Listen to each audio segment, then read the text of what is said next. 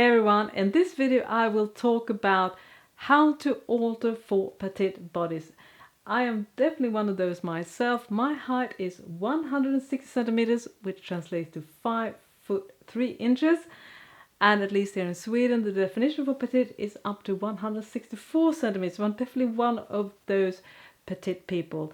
And it does provide some interesting fitting challenges. And that's what I'm going to talk about in today's video. How to alter your patterns for a short body. And the first thing you need to figure out when you are altering a pattern for a shorter length is that you need to figure out which areas of your body is shorter than what the pattern size is drafted for. Now, some pattern companies have very detailed information about, they tell the length of the back, the crotch length, the length from the inseam length to the foot, and all these things will give you a clue. And if it's not printed on your pattern envelope or your PDF pattern, you can go over to the website of a company and see if they have a more detailed measurement charts there. Some do, so that's really good idea. And some pattern companies, they don't disclose that information. So then you need to take out your trusty measuring tape and actually measure on the pattern to figure out where the length of, say, the point from the shoulder to the bust point up here, which is one of those key measures. Some patterns have a good marking for that, some don't, unfortunately. But one measurement that is usually marked on most patterns is the waistline, so that's a good starting point. So those are the things that you need to figure out before you start altering. And when it comes to figuring out things, I think it's really important to stress that just being short doesn't mean that you can do one sort of arbitrary fitting solution for everyone. On some patterns there is folds, petite folds, I think they usually call that, where it says shorten or lengthen the pattern, for instance. And when you are shorter, I think usually the folds are usually between 2 to 2.5 centimeters, which equals to roughly about 1 inch. But there are usually only one fold on the upper body, and that is usually not enough if you are short, in fact, because you can be short in a lot of different places. So I'm going to take myself as an example now and go through some of the things that I alter. So in my case, I am not just shorter than the height that most patterns draft for.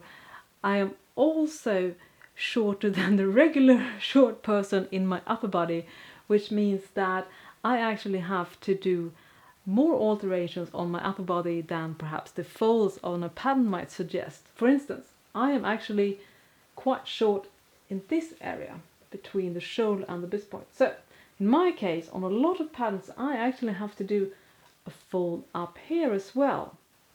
And that also trickles down to other alterations, because if I fold here, that will of course shrink the sleeve opening.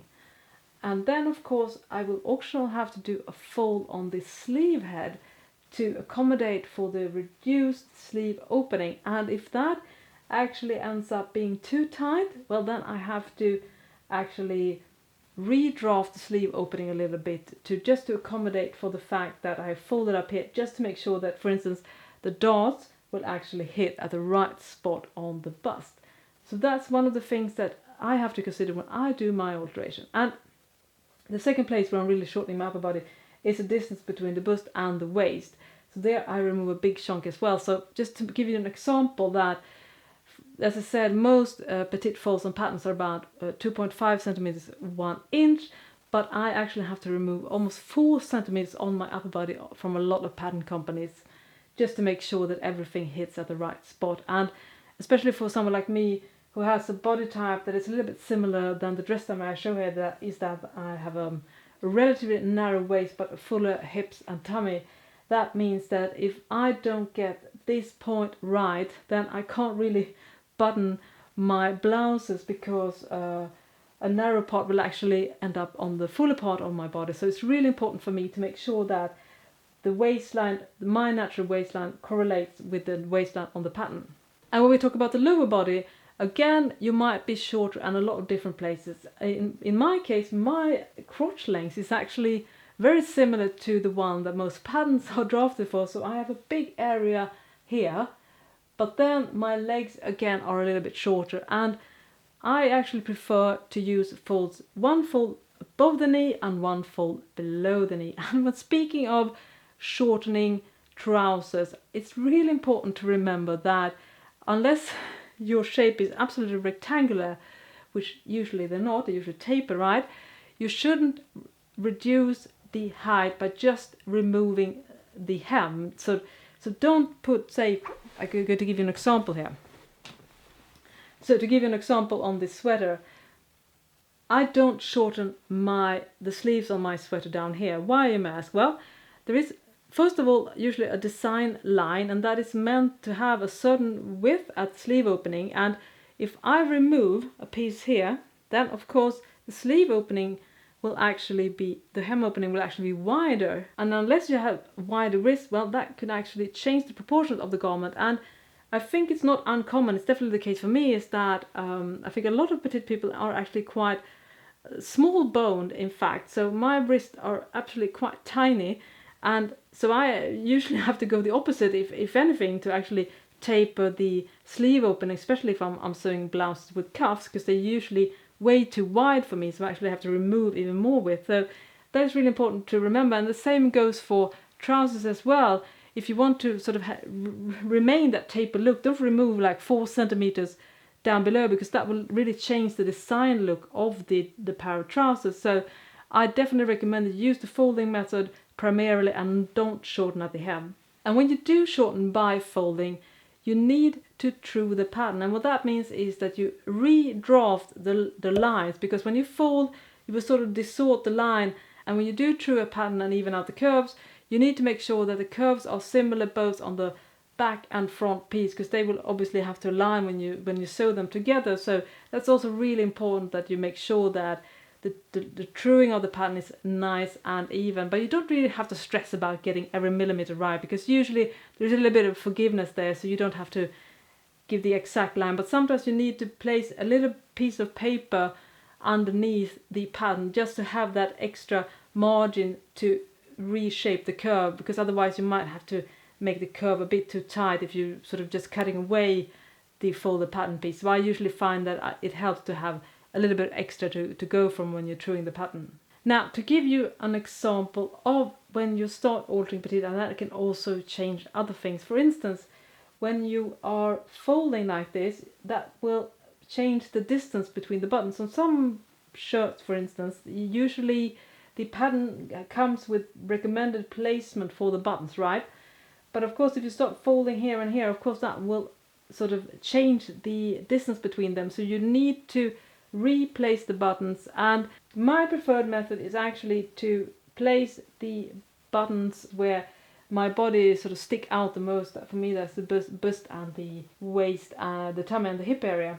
But there is also another school of thought which just say that it isn't that important. The most important thing is that you have enough button placed to keep the blouse in check, so don't go sort of overboard with having too much distance in between.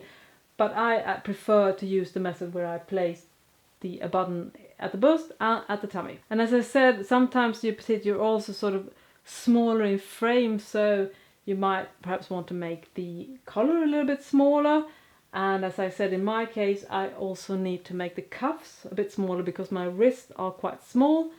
So those are things to also consider when you're doing your petite alteration. There might be actually more things that you might want to consider, but that I think is definitely next level and not the basics thing. So start just by doing folds at the right place to make sure that the key areas are actually corresponding with the pattern key areas. So these were my top tips for making petite alteration. I'm really curious what you are doing to make sure that the pattern corresponds to your height. And remember, even though you actually are not part of what is defined as a petite person, there still might be reasons for you to alter certain parts using the same principles, because we all have very individual bodies, right?